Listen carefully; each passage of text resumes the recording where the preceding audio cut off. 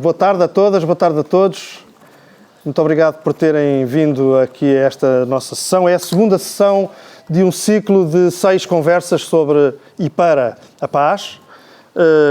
Já tivemos a ocasião de, aqui há 15 dias, quando começámos este percurso, dizer porque é que já está o sobre / para. Não vou voltar a isso, mas creio que é evidente que esse é o tom, digamos, assumido das nossas conversas. E neste percurso em que procuramos identificar diversas dimensões daquilo que é a experiência, a condição de paz, hoje temos uma conversa sobre o papel da justiça histórica, o papel das políticas da memória na criação de condições para uma comunidade estar em paz, sendo que esta própria definição é evidentemente muito objeto de grandes discussões e não vou ser eu a fazer-vos perder tempo com isso. Apresento-vos a Rita Rato, agradecendo muito a disponibilidade e até posso dizer o entusiasmo contagiante que a Rita foi tendo ao longo do processo de preparação deste ciclo, dizendo coisas muito simples e muito conhecidas. A primeira é de que a Rita Rato foi deputada do PCP durante bastantes anos, de 2009 até 2019, 10 anos, que é uma eternidade, e foi uma deputada que, enfim, eu pude testemunhar como seu companheiro de Parlamento. Foi uma deputada que marcou muito a vida do Parlamento pelas melhores razões, pela grande preparação, pela grande qualidade, pelo trabalho, enfim, incansável da Rita e também pela capacidade de diálogo que foi sempre tendo a propósito das suas lutas e das lutas que nos eram, neste caso concreto, que nos eram muito comuns. E de há algum tempo esta parte, a Rita Rato passou a desempenhar funções de direção do Museu do Aljube, um museu dedicado precisamente às políticas da memória, portanto, justamente ao trabalho com essa dimensão do nosso passado coletivo, projetando-o sobre o presente. Isso fez com que a Rita fosse, por nós, olhada como sendo uma interlocutora particularmente qualificada para nos ajudar a refletir sobre esta questão. Manel. Olá. Pronto. Sobre a Rita não direi rigorosamente mais nada, também não é preciso. Mas queria dizer algo importante, que é o sentido disto. Depois a Rita falará, depois eu farei o comentário e depois abriremos, portanto a regra do jogo é sempre essa. Mas queria só dizer que esta questão do lugar da memória na criação de condições de paz é particularmente sensível em todas as escalas, em todos os momentos, e, portanto, não podíamos fazer um ciclo de conversas sobre este tema sem incluir esta abordagem. E, portanto, sem mais, eu quero agradecer uma vez mais à Rita. Muito obrigado, Rita, por teres vindo. A palavra é tua, tens cerca de 20 minutos para falar. Eu depois cortar-te a palavra de forma impiedosa aos 20 minutos. Depois falo eu o tempo que me apetecer e depois a seguir passarei a palavra para termos um debate até às 7 e picos, se estiverem de acordo. Está bem? Rita, muito obrigado. A palavra é tua. Força. Boa tarde a todas e a todos. Queria, em primeiro lugar, agradecer o convite que o Zé Manel me fez para estar aqui hoje e para o rever, que também já não nos revíamos há muito tempo. E quando falámos pela primeira vez, e a partir também do convite que me foi feito para explorar este tema, eu disse com muita franqueza que ia pela primeira vez pensar e colocar no papel algumas coisas que resultam da prática do trabalho de todos os dias e de reflexões que vamos fazendo e vamos aprendendo com aqueles com quem nos vamos encontrando, mas que conversas como estas, e queria também por isso dar os parabéns ao José Manuel Pureza e à Faculdade de Economia de Coimbra para fazerem um ciclo de conversas sobre a paz, é particularmente importante e a quem convida, pelo menos a mim, obrigou-me a parar e a pensar sobre várias questões. E também não deixa de ser interessante que falar sobre a paz é muito atual, para além da questão da guerra da Ucrânia, mas falar de paz e de amor é coisas que não fazemos muitas vezes. Não há muitas conversas nem muitos ciclos sobre paz, não há muitas conversas nem muitos ciclos sobre amor. E, portanto, acho que era muito interessante. Conversas sobre o amor. Sim, acho que isso é muito interessante. E acho que a seguir à paz podia ser uma boa... nós no Museu do Aljube já não conseguimos fazer sobre isso, portanto, se a Faculdade de Economia quiser fazer... Acho que é muito importante, porque nós falamos muito mais de guerra do que de paz e falamos muito mais de ódio do que de violência. Então, acho que... de ódio do que de amor. Então, acho que fazer este ciclo é muito interessante. Eu primeiro vou falar um pouco sobre questões de paz e sobre a ausência de paz até ao 25 de Abril, sobre o período do 25 de Abril e da Constituição, e depois vou abordar as questões das políticas de memória democrática, sendo que sempre que me referir à memória será de memória democrática, também essa é uma discussão que podemos ter, mas a definição no dicionário de paz significa, numa das definições, ausência de violência ou guerra. E quando comecei a pensar neste conceito da ausência de violência, para mim é particularmente difícil pensar em 48 anos de ditadura fascista como um período de paz. E, portanto, a partir desta perspectiva de impactos, desde logo numa participação colaboracionista de Portugal na Segunda Guerra Mundial, indireta com o apoio a Salazar, 13 anos de guerra colonial, mas muitos séculos de ocupação colonial portuguesa. Então, a partir desta perspectiva, era difícil para mim pensar em 48 anos de ditadura como um período de paz. Para além disso, há uma dimensão óbvia da violência repressiva. Estamos a falar de mais de 30 mil presos políticos. Investigações recentes apontam para 36 mil.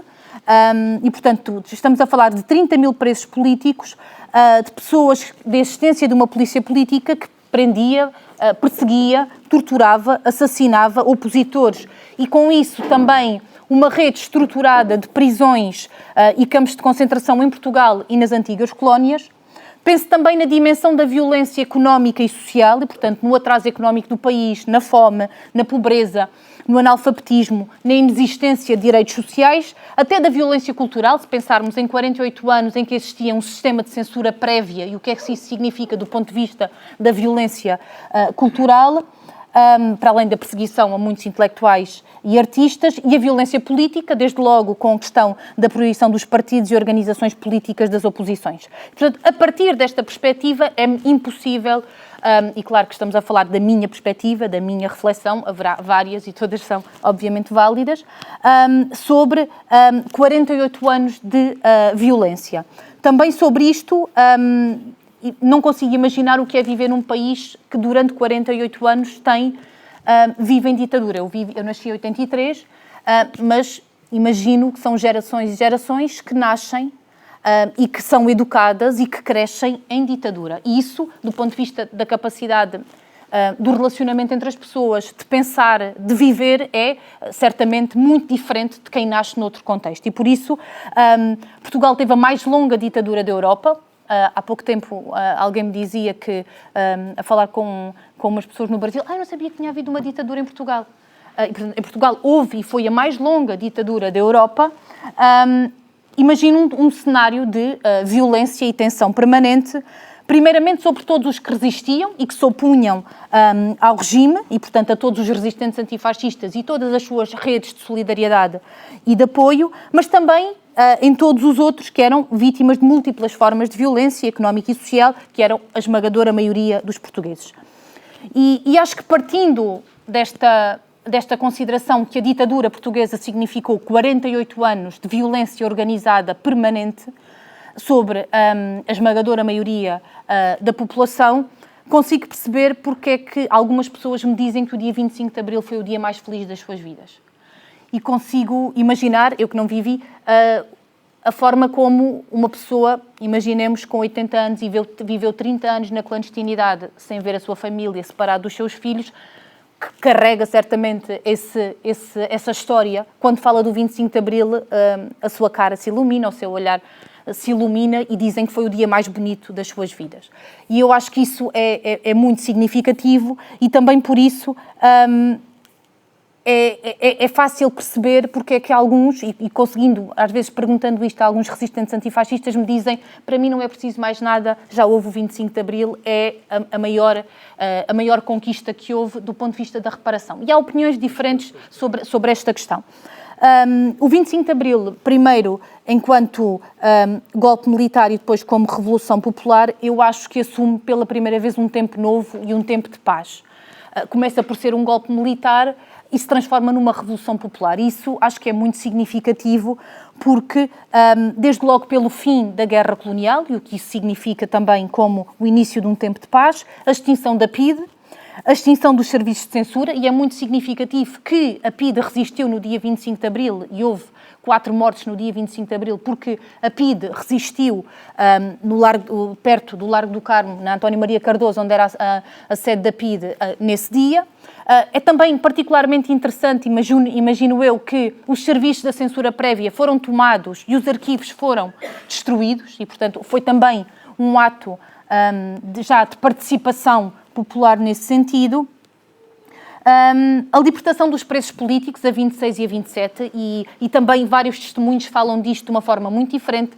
O 25 de Abril acontece e as pessoas, as famílias vão para Caxias e começam à porta de Caxias a exigir a libertação dos presos políticos e depois em Peniche a mesma coisa. E as imagens da libertação dos presos políticos, se vocês, o arquivo da RTP tem muitas imagens, permite-se ver que aquilo aconteceu e o povo estava ali a exigir aquilo. Aquilo não aconteceu só porque houve uma ordem para que aquilo acontecesse. A pressão popular à porta das cadeias, dos familiares que queriam saber dos seus filhos, dos seus familiares, são imagens também muito, muito fortes e são imagens muito emocionantes. Estou-me a lembrar, por exemplo, de uma imagem de umas mulheres a serem libertadas de Caxias e o abraço entre os presos, inclusive o Carlos Gil é um fotógrafo, acho que as fotografias são dele, que tem umas imagens muito, muito, muito arrepiantes e muito bonitas sobre a libertação dos presos. Então, de facto, o 25 de Abril, na minha percepção, foi a inauguração de um tempo novo, no sentido de um tempo de paz. Para além disso, acontece com o 25 de Abril, pela primeira vez, a consagração de direitos humanos fundamentais, que aconteceram pela primeira vez em Portugal em 1974. Há pouco estávamos a falar de outras coisas. Outros países europeus já viviam a consagração e a prática de direitos económicos e sociais há alguns anos, alguns até há décadas, e em Portugal isso não acontecia. E acho que também outro traço muito importante sobre as questões do tempo de paz é a participação popular. Há, de facto, inicialmente a questão da participação dos militares no golpe do dia 25, mas é muito curioso que na rádio, e acho que também na televisão, no comunicado que é lido do MFA, é dito às pessoas permaneçam em casa, tenham atenção, e as pessoas no final da manhã já estavam na rua. E isso, acho eu, que é inseparável de 48 anos de resistência. Houve 48 anos de ditadura, porque houve 48 anos de resistência, e houve 48 anos de resistência também de uma forma muito diversificada, com expressões e momentos muito diferenciados, mas a participação popular com diferentes expressões é significativa para o desenrolar também, acho eu, dos tempos de paz e do que significou o período revolucionário. Quando comecei a pensar também neste tema e no que nós podíamos discutir, pensei muito neste tríptico de reconhecimento, justiça e reparação. Reconhecimento, justiça histórica e reparação. E comecei a pensar também da paz como condição e instrumento de justiça histórica. Se não existisse o 25 de Abril, não tinha existido a extinção da PIDE, não tinha existido o fim da censura, o julgamento dos PIDs, e podemos depois também falar sobre isso e as interpretações que existem sobre isso, o que é que isso significou, mas, de facto, esta ideia de reconhecimento de um legado de atraso, de um legado de violência, de um legado de grande obscurantismo para o país, a justiça no momento em que o 25 de Abril acontece e, por isso, instituições fundamentais do aparelho repressivo são encerradas e são terminadas, e depois a reparação e tudo o que se começa a construir a partir daí. E, portanto, quando eu falo do reconhecimento dos 48 anos de ditadura, da repressão, da guerra colonial, do atraso e da pobreza, e da luta pelo derrube de tudo isto, a necessidade da justiça extinguir estas instituições nucleares e a libertação dos presos, e depois penso também na questão da reparação, e comecei a pensar nisto também a propósito desta conversa, na Constituição de 76. Eu acho, e a interpretação também que faço e da leitura que faço da Constituição de 76, é que a Constituição de 1976, de certa forma, é um compromisso de reparação histórica. Acho que é muito interessante nós lermos, por exemplo, a Constituição de 76 foi aprovada por todos os partidos, com exceção do CDS.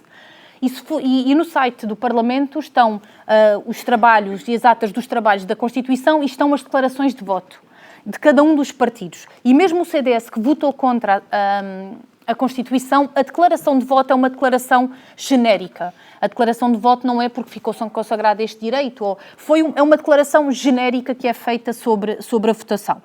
E de certa forma, eu acho que a Constituição de 76, que é inseparável do período revolucionário que a acompanha, não é? É completamente diferente falar de um processo revolucionário e de uma transição democrática, e do que significa fazer uma Constituição enquanto há uma dinâmica de participação popular muito forte, para além de episódios muito significativos do cerco à Constituinte e de outros aspectos, mas que há uma dinâmica popular que está a conquistar direitos, e a Constituinte consagra esses direitos que estão a ser conquistados numa dinâmica de base e de participação de base social muito forte. E eu acho que isso é um traço muito significativo da Constituição, mas é também um pacto muito alargado. Eu acho que é muito significativo o facto da Constituição de 76, de facto, só ter tido um partido que votou contra, porque há um pacto que eu acho que a Constituição de 76 representa relativamente à questão da reparação histórica. E é muito interessante, eu estava a rever o preâmbulo, o preâmbulo da Constituição ainda se mantém, e o preâmbulo da Constituição diz isto: a 25 de abril de 74, o movimento das Forças Armadas, coroando a longa resistência do povo português e interpretando os seus sentimentos profundos, derrubou o regime fascista. Libertar Portugal da ditadura, da opressão e do colonialismo, representou uma transformação revolucionária, o início de uma viragem histórica da sociedade portuguesa. A nossa lei fundamental diz isto.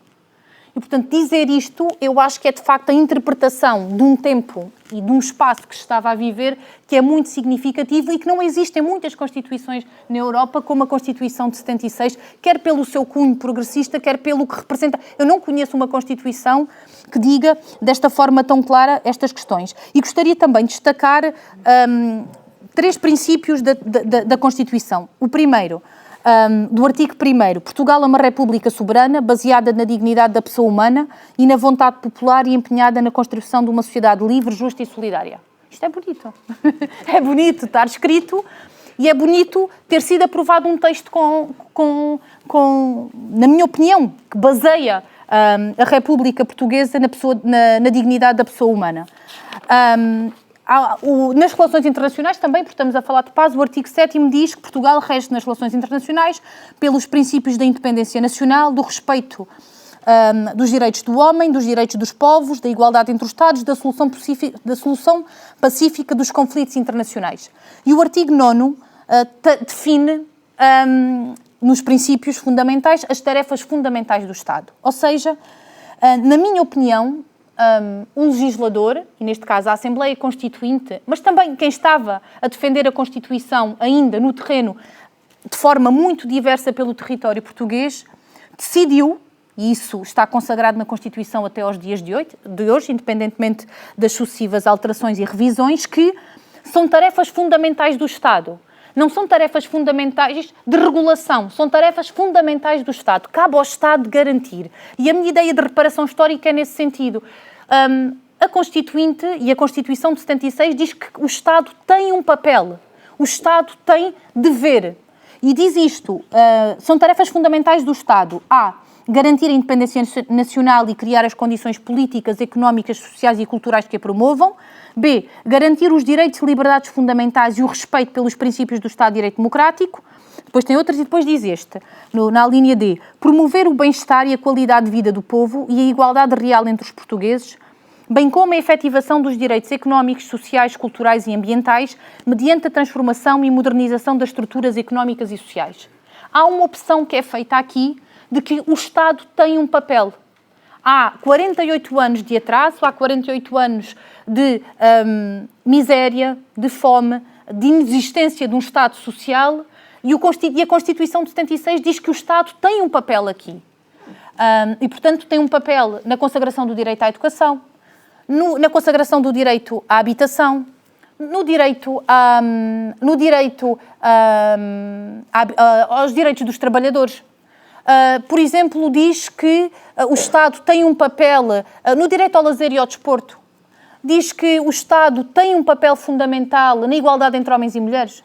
Isto é de qualquer coisa que é muito significativo, na minha perspectiva, obviamente, naquilo que eu vejo como de muito avançado, como é que um país que viveu 48 anos de fascismo, de atraso, de obscurantismo, em 1976 faz uma Constituição que aponta um caminho completamente inverso e que para mim é fundamental para as questões da paz e para o campo da paz como condição e instrumento de desenvolvimento económico e social, cultural e político. Ainda tem tempo? Não sei. Agora, acho que já, estou muito rápido. Mais 5 minutos. Pronto. Sobre questões de justiça histórica. Para mim é difícil pensar em justiça histórica sem reparação histórica. Acho que são dimensões que estão interligadas. E podemos falar depois com mais calma, com mais tempo, sobre as questões do colonialismo português e a reparação relativamente a isso. Podemos falar com isso, o Miguel está aqui, poderá falar com mais calma. Mas queria falar sobre as políticas de memória democrática. Eu acho que é diferente falarmos de políticas de memória democrática ou falarmos de políticas de memória em abstrato. Porque nós estamos a viver tempos em que, mal ou bem, com mais dificuldades ou menos dificuldades, ainda podemos dizer que a institucionalização de políticas de memória democrática tem feito o seu caminho. E, na minha opinião, as políticas de memória democrática têm-no feito, sobretudo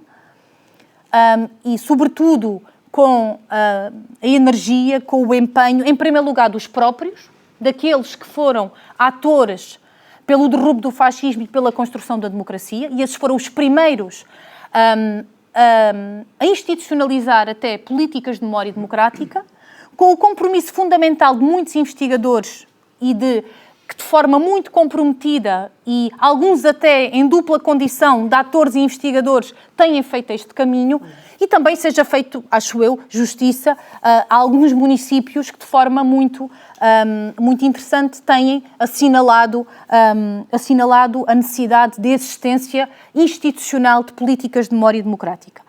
Mas, dito isto, e falava dos dois exemplos do Museu do Aljube e do Museu de Peniche, a institucionalização em museus de questões relativas à memória da resistência, e depois podemos falar, eu acho, por exemplo, que é muito diferente falar nos manuais de história do ensino básico e secundário da história da ditadura ou da história da resistência à ditadura. Até do ponto de vista do que isso pode inspirar a defender a democracia hoje em dia. É muito diferente falar sobre a história dos ditadores e falar sobre a história da resistência à ditadura. E isso até para percebermos porque é que a democracia tem que continuar a ser defendida todos os dias, mesmo depois do fim das ditaduras, não é? Então, isso é uma dimensão. Mas o Museu do Aljube foi criado em 2015 e foi criado em 2015 porque a sede da PIDE foi vendida para um condomínio de luxo. E antigos presos políticos ficaram, obviamente, e acho que justamente ofendidos e imagino que também magoados com essa decisão. E por isso, na altura, desenvolveu-se um caminho de exigência, neste caso, por parte de um movimento que se constituiu também a partir desta dinâmica, do movimento Não Apaguem a Memória, para que, de antigos presos políticos e resistentes antifascistas, que começaram a exigir do município de Lisboa que se preservasse na cidade de Lisboa um lugar de memória democrática. E por isso houve uma feliz coincidência, também acho eu, na altura o atual Primeiro-Ministro era presidente da Câmara Municipal, o seu pai tinha sido preso político e o edifício onde funciona hoje o museu pertencia ao Ministério da Justiça, cujo ministro era Alberto Costa, que também tinha sido preso político, preso durante a crise académica de 69. E, portanto, nestas coisas também tem que haver vontades e sensibilidades, porque não somos máquinas, somos humanos, e eu acho que muitas destas questões ponderaram para além de uma grande dinamização dos próprios. Portanto, se nós hoje temos um museu em Lisboa, que não existia em 2015, quantos anos tinham passados do 25 de Abril? Tinham passado 41. 41 anos do 25 de Abril, ainda não existia nenhum espaço de memória à resistência de... Façam-se as contas, não é? Façam-se as contas, uma questão de fazer as contas. Enfim, 2015 já tinham passado muitos anos do 25 de Abril e ainda não existia um espaço dedicado à memória da resistência à ditadura. E, portanto, foram aqueles que lutaram pela liberdade que exigiram isso. E, portanto, por isso é que eu digo que há um lugar de fala, não é? Que é um conceito muito em voga, há um lugar de fala que é deles e, por mérito, exige esse património, porque a partir do seu lugar de fala exigiram isso e lutaram isso, claro, alargado à sociedade civil e conseguiram, de facto, que isso acontecesse. E de forma... creio até com algumas similitudes, aconteceu com o caso de Peniche, que a fortaleza de Peniche também estava para ser vendida para um investimento hoteleiro e também a mobilização de muitos presos, e presos em particular que estiveram presos na fortaleza de Peniche, também aqui através de uma organização de memória, neste caso a URAP, a União dos Resistentes Antifascistas Portugueses, se desencadeou também um movimento, a partir dos próprios, mas também alargado à sociedade civil, para que aquele lugar fosse um Museu Nacional de Resistência e de Liberdade e, portanto, pudesse ser um lugar dedicado também à institucionalização por essa via das políticas de memória democrática, mas um lugar de memória democrática. Para mim é muito difícil, a partir da forma como eu vejo o mundo e como eu vivo, olhar para um lugar de um museu sem ser um lugar de educação para os direitos humanos. É, sobretudo, na minha perspectiva, um lugar de educação para os direitos humanos. Porque, imaginem, nós tivemos, em 2022, o melhor ano de sempre do museu. A esmagadora maioria dos visitantes são pessoas que nasceram depois do 25 de Abril. Nós não conseguimos preservar a memória de quem não viveu aquele período, porque eles não têm memória, não viveram. Eu não tenho memória, não é? A minha memória é construída a partir da partilha e daquilo que eu procuro e pelo qual me interesso.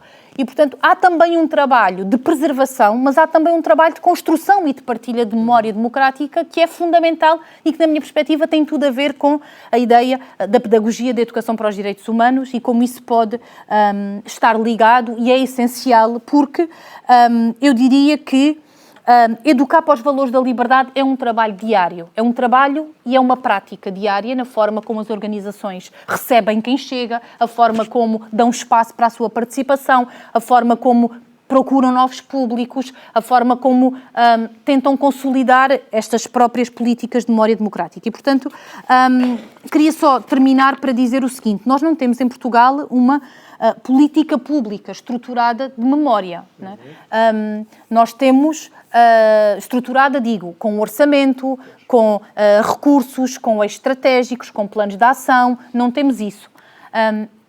Temos, a propósito até das comemorações do 25 de Abril e de aniversários redondos do 25 de Abril, estruturas de missão que são nomeadas por um período para organizar as celebrações oficiais do 25 de Abril. Mas não existe uma política pública no sentido institucionalizado, independentemente do governo que chega, neste sentido. Eu acho, não sei se é possível, eu acho que é necessário, mas não sei se é possível, acho que isso depende de muitas dinâmicas, depende de muitas vontades políticas, de muita pressão na base também para que isso exista e depois de existir, em função também das latitudes políticas e ideológicas de uns determinados contextos, como é que isso pode concretizar ou não, mas eu acho que é necessário. Mas terminava com isto porque fiquei também a pensar nisto, porque em outubro de 2022 foi aprovada em Espanha uma lei da memória democrática.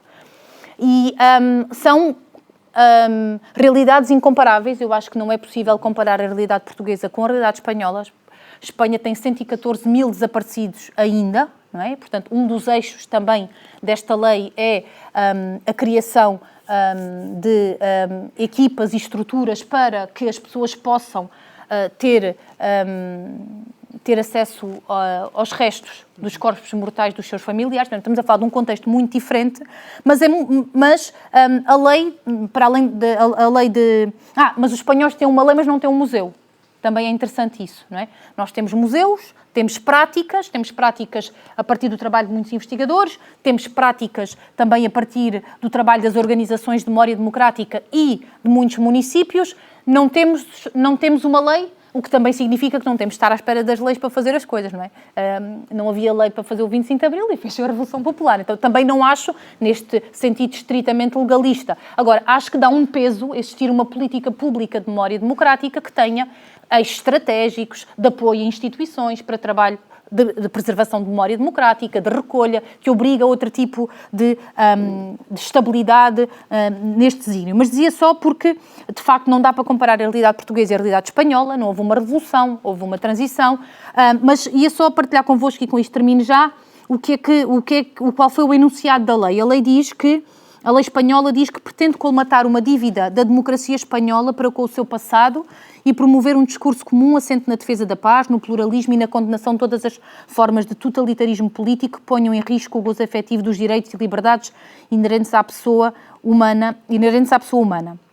E é também um compromisso, e isto eu acho que é interessante estar assumido desta forma, é também um compromisso com o futuro, defendendo a democracia e os direitos fundamentais como paradigma comum e horizonte indelével da nossa vida pública, convivência e consciente cidadã. Isto é o que diz o preâmbulo da lei que foi aprovada em outubro de 2022 em Espanha, que é uma lei que tem várias frentes, mas que, apesar de tudo, eu acho que nós também podemos aprender com os outros e podemos aprender de forma, apesar das diferenças, e quando vi a publicação da lei em outubro e pude acompanhar algumas destas questões, acho que também são elementos que nos devem, neste período que estamos a comemorar os 50 anos da Revolução do 25 de Abril, entre 2022 começaram as comemorações e vão ser até 2026, é um momento também importante para discutirmos todas estas questões. Muito obrigado, Rita.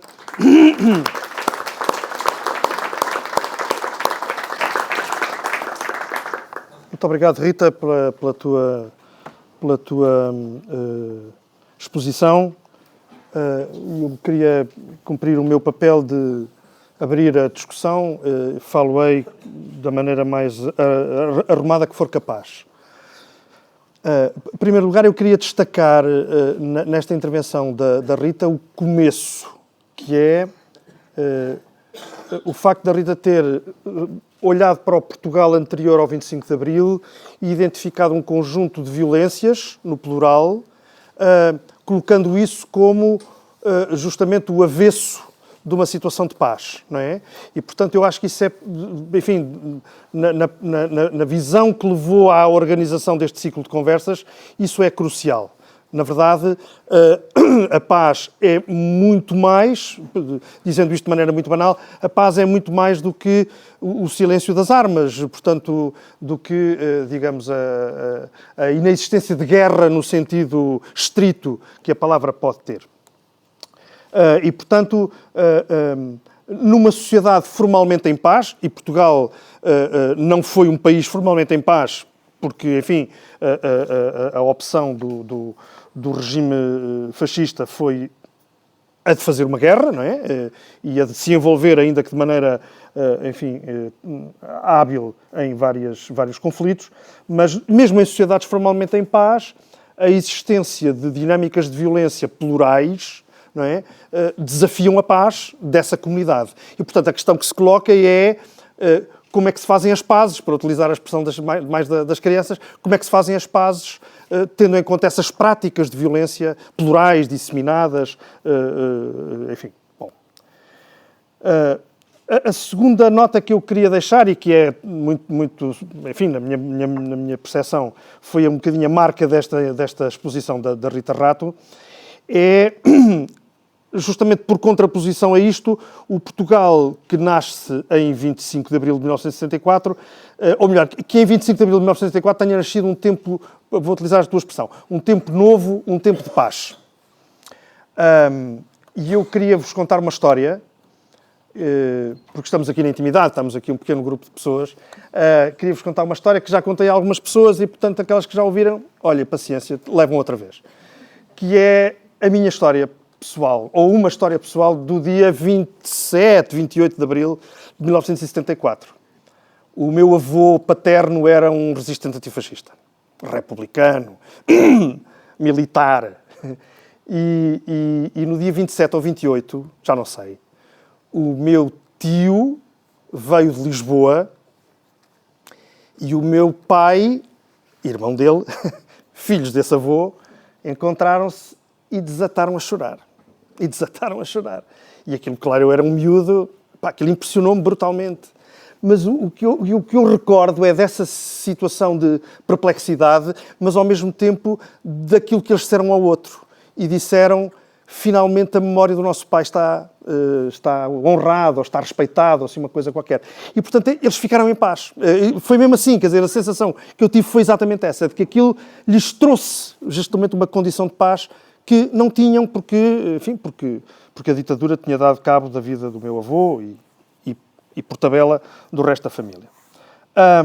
Este tempo de paz, que se inaugura em 25 de Abril, para utilizar a tua expressão, é um tempo sempre inacabado. Isto é um programa sempre inacabado. Isto é, a cada momento nós vamos identificando na nossa vida coletiva expressões de violência que já lá estavam, mas que estavam disfarçadas, mas que estavam assimiladas, mas que estavam, sei lá eu, recalcadas, e que por várias razões, cada uma pela sua razão, vem à superfície, e isso é um desafio também para este programa de paz, que é esse programa de reparação, de fazermos as pazes connosco próprios, reparando aquilo que foi injusto, violento, discriminatório, etc. Portanto, o que a Rita diz de ser um tempo novo de paz é justamente isso que é isso que faz daquela coisa do 25 de Abril sempre, não é? Ou seja, que é qualquer coisa que tem que estar sempre a ser feito também do ponto de vista de fazermos as pazes como comunidade. Finalmente, a última nota que eu queria deixar é esta coisa que a Rita trouxe na parte final da sua intervenção e que era a comparação, digamos, a noção de que há aqui processos diferentes consoante o tipo de ruptura que se estabelece com o passado violento. E a Rita disse, bom, há situações, como é o caso de Portugal, em que há uma revolução popular, que é a sequência do golpe militar, com certeza, e depois há outras situações, vizinha Espanha, em que o que há é uma situação pactuada, em que, portanto, há uma transição gradual e negociada. E que isso, provavelmente, olhadas assim as coisas, assim, sem preparação, diríamos, no caso de uma revolução, é mais fácil, seria mais natural que houvesse uma reparação histórica num processo pactuado, porque o processo pactuado, uma parte do compromisso é isso, há certas coisas que não vamos falar, não é? Que é para isto não ficar em ebulição. E, no entanto, sendo isso em tese verdadeiro, eu olho para o caso português, não é por ser mauzinho, que também sou, mas porque eu acho que há aqui coisas que não batem certo com esta fotografia. Porque, no caso português, eu falava de manhã com o Miguel Cardina para ele me dar dicas boas para eu dizer agora coisas assim, e na conversa surgiram aqui estas ideias. Primeiro, na verdade, Portugal, como tu disseste, avançou muito lentamente, ou melhor, consagrou muito lentamente processos de museologização da memória da resistência. Não é? Quer dizer, 41 anos depois, não é coisa pouca. O Peniche vai ser inaugurado, dizia-me há bocadinho, em 2024. Não é? Portanto, quer dizer, é muito tardio, passou muito tempo, e o tempo que passou é um tempo de falta de paz. Quer dizer, é um tempo de falta de paz desse ponto de vista, no que diz respeito àquele objetivo de digamos, simbolizar ali a reparação histórica. E mais, e além de chegarmos tarde, continuamos a chegar tarde, porque é o que tu dizes, não temos uma política pública estruturada, programada, planificada, orçamentada, blá, blá, blá, não temos. Portanto, quer dizer, e no entanto tivemos uma revolução. E, portanto, quer dizer, isto aqui, a bota não bate com a perdigota, enfim, tu depois dirás se bate ou não bate. E, finalmente, há uma dimensão que tu disseste, bom, a gente depois no debate a gente fala, e eu quero mesmo introduzi-la, que é a da memória da guerra colonial.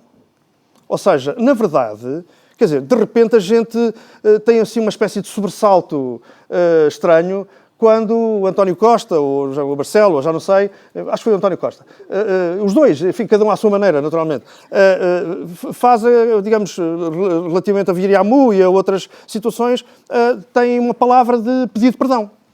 E de repente a gente diz, ai, o que é que está a acontecer? Não é? Ou seja, nós julgámos os PIDES, enfim, nós, não fomos nós. Portugal julgou os PIDES, Portugal julgou outros factos, digamos, de memória traumática de imensa violência. Há bocadinho lembrava-me o Miguel, e com toda a razão, o julgamento dos responsáveis pelo homicídio de Humberto Delgado. com certeza. Mas, relativamente à guerra colonial, aí a coisa para, não é? Ou seja, crimes de guerra, crimes contra a humanidade. Quer dizer, e nós continuamos bastante cautelosos enquanto comunidade relativamente a isso e, portanto, há uma paz que está por fazer, não é? Há uma cultura de reparação que está por ativar e, portanto, o desafio é grande porque, volto a dizer, é de fazer as pazes que estamos a falar e fazer as pazes de uma maneira saudável, não é fazer as pazes de maneira fofa, mas é fazer as pazes de uma maneira saudável, que repare o passado violento e o impeça de voltar à superfície. E esse é o grande desafio, talvez o grande desafio do nosso tempo. Pronto, já vos macei com estas considerações que se devem em grande parte à mestria do Miguel Cardina e, portanto, isto dito, abrimos agora a nossa conversa. É uma conversa para ser a várias vozes. Eu só pedia que, enfim, fossem muito mais comedidos do que eu no uso do tempo, para podermos, digamos, por volta das 7h30, no limite, ir fazer outras coisas. Pronto. Portanto, quem quiser... Raquel. Olá, muito boa tarde, boa noite, acho eu. Meu nome é Raquel Silva e sou docente aqui na Faculdade de Economia, no RI. Raquel, por aqui peço, a favor, está bem? Obrigado. É para ouvir melhor. Muito obrigada pela conversa. Tenho algumas perguntas, mas vou só começar com uma. Que é acerca do que estava a falar das políticas de memória democrática. Um bocadinho, o que é uma política de memória democrática? É uma política que é feita em democracia? É mesmo uma questão de esclarecimento, não é? De definição desta questão. Porque acho que é um bocadinho depois do que agora o Zé Manel disse, não é? A memória que nós temos feita em democracia também não tem sido assim tão democrática, não é? Deste ponto de vista, destes silêncios todos que nós temos. No próprio Museu do Aljube, que eu gosto muito, não é? Portanto, a dizer isto, gosto muito do Museu do Aljube, mas há também silêncios muito claros, não é? Penso que não no caso da guerra colonial, acho que está muito bem retratada, mas, por exemplo, em relação à violência armada feita em Portugal por portugueses contra a ditadura. Não é? Nós temos no segundo piso aquela história das resistências todas, em que nunca, e eu voltei atrás, só para ter a certeza que tinha mesmo, que não me tinha falhado, não é? Mas não há uma menção da resistência armada, não é? ARA, BOAR, BR, temos no último piso, na secção das lutas de libertação, um póster da ARA, mas que nem sequer é explicado, não é? Isto é uma crítica de quem gosta muito do museu, não é? E gostava de ver lá abaixo. Exatamente. Mas isto só para dar este exemplo desta política de memória democrática, não é? Em que realmente nós não estamos a lembrar assim tão bem. E depois também do outro lado, que é nos anos a seguir ao 25 de Abril, não é? Toda a violência que nós temos da extrema-direita, MDLP, ELP, Maria da Fonte, mais de 600 bombas até à década de 80, que também não falamos e que não foi julgada, não é? Em que ninguém é levado à justiça também por esta violência. E quando falamos disto, toda a gente, mas que também nunca é falado, não é? E isto também leva, pronto, são duas perguntas afinal, mas à questão da definição do que é justiça histórica, não é? Em termos de definição e em termos do nosso caso português, não é? Eu penso que estas duas coisas são termos muito interessantes, mas que eu acho que ainda precisam de muito trabalho, não é? E muito desenvolvimento. Mas muito obrigada. Obrigado, Raquel. Vamos reunir várias perguntas, porque assim depois tu selecionas e não respondes a algumas, que é a melhor coisa. É o João Rodrigues, primeiro, depois o senhor... por amor de Deus. Pires da Rocha, peço desculpa. Branca, olhei para o Manel e esqueci-me. E depois há mais gente aqui, o Zé Vieira já disse. Pronto, começamos pelo João. Sim, duas perguntas. Em primeiro lugar, em certo sentido, se não é natural, corrigindo um bocado o exercício de autoflagelação, se não é de alguma forma natural que tenha passado mais tempo para inscrever no espaço esta memória, ou seja, é quando uma geração que foi ativa politicamente na construção da própria democracia começa a sair de cena que esta questão se coloca da inscrição.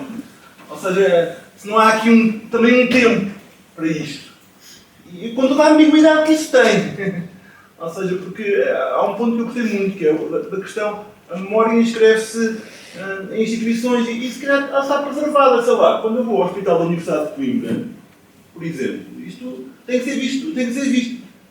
Decidiu-se a certa altura, não é? Como política de memória, fazer uma alusão ao António Arnaud como um dos criadores do Serviço Nacional de Saúde. Isso é uma política de memória. Ou seja, se isso precisa de uma organização ou se deve ser deixado uma espécie de ordem espontânea, é outra. Não tenho qualquer habilidade, mas eu gostaria de corrigir um bocado esta questão da autoflagelação.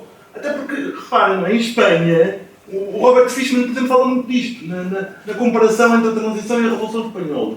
Em Espanha, nós temos uma política democrática segundo a qual os manifestantes, lá este exemplo que eu acho que é magnífico, da inscrição, não é da memória, é da prática democrática num espaço público. Os manifestantes podem chegar à Assembleia da República. Em Espanha, eles estão a centenas de metros da Assembleia, não podem manifestar-se em frente à Assembleia. Ou seja, nós às vezes fazemos avaliações que desconsideram a forma como tudo se vai enraizando numa prática feita de práticas democráticas, não é de museus. Muitas vezes o museu é complicado, às vezes. Ou seja, encerrar no museu é muitas vezes um epitáfio, não é? Eu tenho um bocado pelos museus. Pronto. Ou seja, quero. E depois a questão uma pergunta sobre a política de memória democrática, não é? Essa política de memória democrática não fazia oposição. Ou seja, quando hoje há uma política de desmemória antidemocrática, e nós percebemos o que é isso, é muito mais fácil, acho eu, afirmar uma política de memória democrática no combate cotidiano. Ou seja, não é no museu, é quando surge uma ameaça, é quando surgem ameaças claras que mobilizam o passado. Mobilizam o passado. É que nós, ou seja, quem acha que deve haver uma política, percebe quais são os riscos. Isso eu acho que aguça também o engenho, não é a questão de elogiar os saudosistas do fascismo, que estão aí com força, mas é perceber que esse sentimento de ameaça aguça o engenho. Muito obrigado, João. Luís da Rocha, peço-lhe desculpa não me ter lembrado do seu nome, mas foi só para olhar para o seu filho, foi só por causa disso. Faz favor. Eu queria levantar um problema relacionado com a banca. Eu fui bancário toda a vida. Normalmente não se fala do efeito que tem uma banca e o serviço de quem está. Depois do 25 de Abril, foi feito um livro muito interessante pelo Anselmo Dias, presidente do Sindicato de Solilhas, e que, procurando sistematizar como foi utilizado o crédito ao longo de toda a ditadura fascista, concluiu que em Portugal 80% de todo o crédito atribuído é às empresas, aos monopólios, ao capital financeiro. De tal maneira que reuniu à volta dos bancos grandes empresas industriais. Isto é uma concentração. E 80% andou nessa autoestrada da burguesia. E 20% foi depois dividido por toda a população, incluindo as pequenas e médias empresas. Isto não é paz. Esta é uma imagem de guerra aos povos, pelo corte que é estabelecido na produção, na criação da riqueza. E isto é um atentado contra a paz. No entanto, não houve coragem em Portugal de fazer o julgamento dos espíritos santos e quejantes. É uma pobre gente que até tem homenagens para poder não responder às coisas, mas cometeram crimes horríveis. Portanto, este é um crime que eu queria que o museu se debruçasse realmente sobre ele. Outro crime que é cometido há uns anos atrás, em Vieira de Leiria, estava a tomar banho e do Rio Lis surge uma quantidade de penas de ave que já estava a mergulhar no meio das penas de ave. Portanto, e a seguir viriam as coisas dos porcos através do lixo. Isto é no fundo, o atentado contra a paz que é feito pela liquidação da natureza. Isto é, a natureza. Hoje, nós falamos já dadas as diversas agressões em todo o mundo que estão a ser feitas, e Portugal não é o pior, nem é o melhor. O meu filho esteve em Goa há algum tempo e descrevia esse aspecto num rio completamente pulverizado de porcarias. Não é? Mas, portanto, eu estou-me a lembrar, por exemplo, que há tempos foi detectado depósitos de pós radioativos ao largo da Espanha.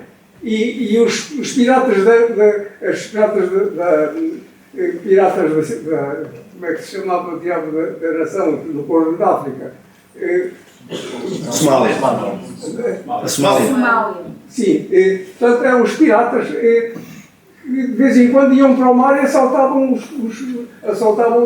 os iates. E depois a gente pensava, estamos reis, vão atacar iates e vão atacar barcos diversos e tal, piratas e tal, que chatice. E isso incomodava bastante. Mas há um dia em que às 4 da manhã ou às 3 da manhã viam os piratas da Etiópia. Não é Etiópia? Somália. Às 3 da manhã eu vejo um filme extraordinário, isto é, que contava a história que naquela beira-mar, onde se pescava muito, desapareceu o peixe. E a certa altura as pessoas começaram a aparecer com muitos cancros. E os pescadores tinham que ir mais para o médio mar para poder pescar. E a certa altura, já no médio mar também não havia. E depois tiveram que ir para o alto mar. E um dia houve uma tempestade, e a natureza é assim, desde quando descobre as coisas, e vêm a rolar vários recipientes dos pós tóxicos que estavam a atormentar aquela gente, destruíram praticamente a fauna, os corais com certeza, e portanto... E são os pescadores que, apercebendo-se desse crime, e porque as pessoas estavam a morrer de fome, que vão então para o alto mar pedir resgates para quem ousasse entrar. E então também aconteciam alguns iates. Mas eram os democratas da Europa que estavam a matar os mares e a prejudicar aquele povo. Né? Portanto, hoje é claro que o aquecimento global, o aumento das águas, vai fazer desaparecer grande parte da Terra, mas também é uma questão da paz. Isto é, à medida que a máquina capitalista mantenha o seu ritmo de atingir os mares e os ares e a terra, isto é, o homem não tem possibilidade de sobreviver. Sobreviverão com certeza os insetos e alguns bichos. Mas nós estamos em guerra contra a terra.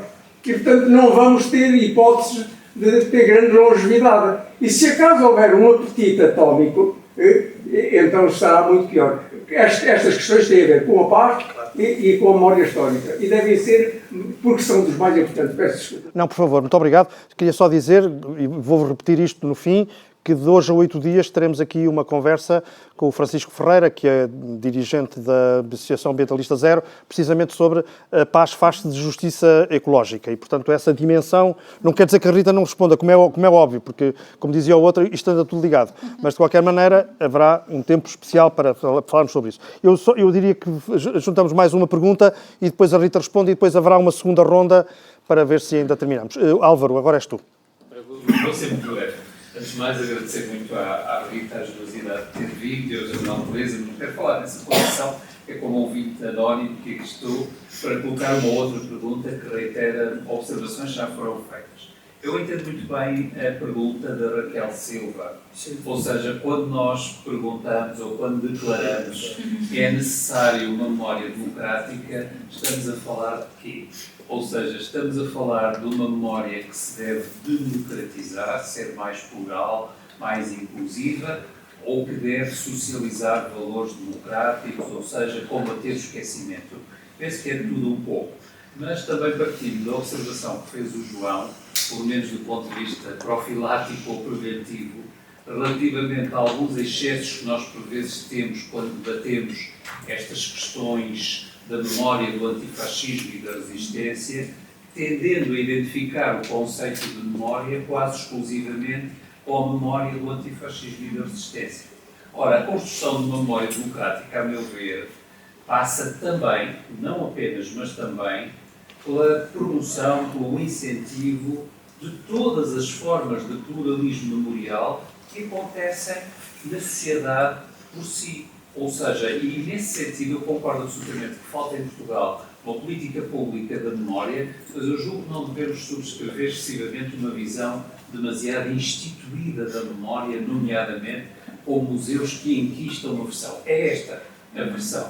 Os museus, eu tive uma grande experiência em museus, são lugares de mediação, apenas isso. Não há que ter grande pretensão. São muito importantes, mas são espaços de mediação que negociam versões. É muito importante fazê-lo, mas, na verdade, o processo memorial corre lá fora, corre na sociedade, não corre muito dentro dos museus. Eles dão um contributo de mediação. E uma questão que eu gostaria de fazer à Rita, quer dizer, os museus têm um grande colete de forças e, no caso da missão do Museu do Aljube, ela é claríssima, não pode ser outra senão aquela que tem assumido, e muitíssimo bem, aliás, tem uma programação muito contemporânea, muito criativa, é interessante o trabalho que está ali a ser feito. Mas eu pergunto, em que medida é que a construção dessa memória democrática, através do museu, lá está assumido como lugar de mediação, está também a sentir a pressão de falar de outras coisas no museu e de outras formas de cidadania democrática que hoje são tão importantes, nomeadamente a questão ambiental, a inclusão, o multiculturalismo, todas as grandes questões do nosso tempo que fazem a democracia hoje, não apenas a memória do antifascismo. Muito bem, muito obrigado. Rui, Manel, calmex. Calma. Eu já vos passo a palavra, vocês tenham calma. Rui, Manel, aquele amigo que está também junto convosco, há aqui pelo menos 2 cadeiras, 3, que estão aqui, portanto não estejam aí em pé, porque senão a seguir ficam com uma memória traumatizada. Venham para aqui, se faz favor. Pronto. A Rita vai responder agora, depois a seguir abrir-se-á uma segunda ronda, que terá que ser muito mais poupadinha do ponto de vista das perguntas que vão ser feitas. Tu ficas para a segunda, juntamente com o Zé João, a Manuela, que já está, mais o Bruno, não é Bruno? O Rodrigo, peço desculpa. O Rodrigo, o Miguel, é que isto não vai dar, não é? Teresa e não sei o seu nome. Teresa Cunha também. Teresa, outra Teresa, a outra Teresa e Maria, pronto. E o seu nome, peço desculpa. António, peço desculpa. Sim, senhor, muito bem. Então, por volta das 11h30, mais coisa, menos coisa, a gente, não é? A ideia seria essa. Não, vamos ter que se poupar tempo, naturalmente, mas não quero que ninguém fique sem expor as suas ideias. Rita, queres falar sobre estas questões que te foram colocadas? Muito rapidamente. Rapidamente. Quando eu falei de memória democrática, acho que pode ter todos esses desenvolvimentos que foram aqui referidos. Mas eu estava a falar de outra coisa. E se calhar expliquei-me mal, peço desculpa.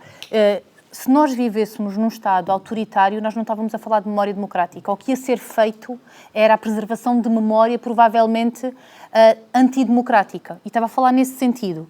O eixo é... o que eu quis dizer com memória democrática é que, em todos os momentos, todas as comunidades podem ter políticas de memória. Só que cada comunidade valoriza aquilo que entender que é prioritário para si. Portanto, certamente que, na minha opinião, 50 anos depois do 25 de Abril, as políticas de memória, estamos a falar de políticas de memória democráticas, quando nós evocamos, quando nós homenageamos todos aqueles que lutaram contra a ditadura, pela liberdade e pela democracia no nosso país, estou a falar de memória democrática. Pode haver outros movimentos que querem exaltar outras coisas e, portanto, era neste sentido.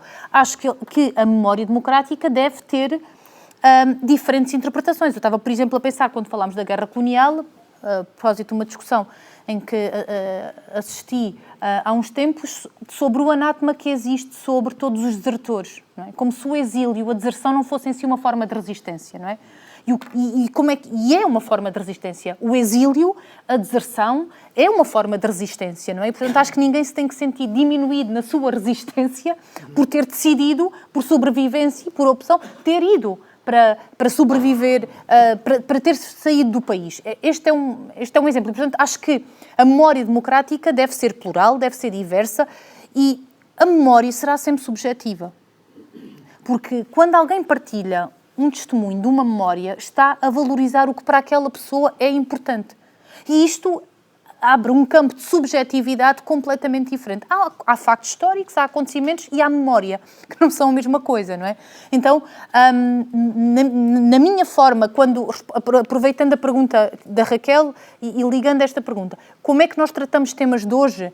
Eu não consigo fazer de outra forma, porque para mim eu não consigo imaginar as lutas estudantis de hoje sem imaginar as lutas estudantis de sempre, porque são com caminhos, não é? São caminhos. De certeza que a geração de 60 aprendeu com a geração de 50, de certeza que a geração de 70 aprendeu com a de 60. São práticas democráticas que ficam. Então, quando eu falo dos tempos contemporâneos, não é porque está na moda falar sobre isto, é porque eu não consigo não falar de outra coisa, não é? Quando no museu, e sobre a questão da Raquel, eu não sou a curadora da exposição de longa duração, não é?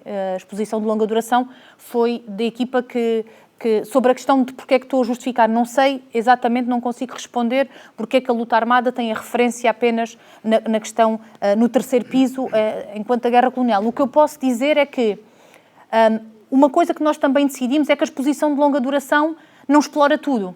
É impossível, e já explora muito. Não é possível, numa exposição, abordar todas as questões. E, portanto, o que nós tentamos é, através também de práticas diárias, abordar. E, por exemplo, uma coisa que nós fazemos é, com o hashtag neste dia, assinalar acontecimentos da ARA, assinalar acontecimentos das Brigadas Revolucionárias e, portanto, há um acontecimento de um atentado das Brigadas Revolucionárias contra navios da Guerra Colonial. Nós assinalamos nesse dia e, portanto, através da prática também diária do museu é possível abordar coisas que não é possível esgotar na exposição. Até porque eu não acho que a memória se esgote dentro do museu. Mas o museu é um espaço, na minha opinião, na forma como eu vejo o museu, eu não acho que a existência do museu impede práticas democráticas de memória cotidianas. Acho que, pelo contrário, acho que são espaços diferentes e complementares. A minha experiência, que é obviamente diferente, provavelmente o professor Luís Farinha, que foi o diretor do museu antes de mim, a minha experiência enquanto diretora do museu é confrontar-me com pessoas que não têm a mínima noção que existiu ditadura em Portugal. Eu estava há pouco a dizer que quase sempre a resposta é pois isto de facto foi pior do que eu pensava. Quando escolas, por exemplo, visitam o museu, professores levam, pois de facto isto houve muitos presos políticos, não tinha ideia que isto tinha sido tão mau. Isto é, diria, a maioria do feedback que temos é este. Depois há também, e por isso é que eu acho que os museus têm importância, porque os museus são espaços de acesso à cultura, que através da escola há milhares de crianças deste país que não tinham acesso à cultura de outra forma. Portanto, são as escolas e são os professores que se inventam e reinventam para continuar a fazer visitas de estudo, porque de outras formas as crianças nunca entraram no museu. Para já só desmistificar a ideia da entrada no museu, e já estamos aí para outro campo, mas porque é que entrar num museu só deve ser para alguns e deve ser para todos, não é? Então, a forma como se recebe quem entra no museu, quem nunca entrou no museu, não é? Nunca mais me esqueço de, na cidade de Lisboa, haver crianças que a primeira vez que tinham ido ao museu foi quando foram àquele museu, na cidade de Lisboa, onde existem dezenas de museus, não é? E sobre a questão de como é que estas questões da democracia... Nós estamos aqui, acho eu diria que entre os que aqui estamos somos o que eu costumo apelidar de público orgânico do museu. Eu penso, o museu tem um público orgânico, que é um público que tem referências sobre a história da resistência, que são familiares de pessoas que resistiram, que são investigadores, que são académicos, e o que eu diria que esse é o público orgânico. Depois eu pensei no público escolar, que é um público em que muitos professores dizem assim, eu adoro vir cá no período durante o ano, porque assim esta matéria já fica dada. E, portanto, aqui há muitos exemplos em que, através do museu, se consegue trabalhar questões que eu não tenho tempo na aula para trabalhar. E, portanto, se eu trago aqui os alunos, é a primeira vez com que eles se confrontam com muitas coisas. Então, há muitos professores que o currículo é muito extenso, que não têm tempo para aprofundar estas questões. E a visita ao museu, por isso é que existir em museus acho eu que é importante, permite isto, permite que eles percebam que houve uma pessoa que foi assassinada. Porque ainda a semana passada eu tive que fazer visitas e perguntei, porque eram miúdos até de uma escola do Sul. E eu sei, vocês já ouviram falar na Catarina Eufémia? Ninguém sabia quem tinha sido a Catarina Eufémia.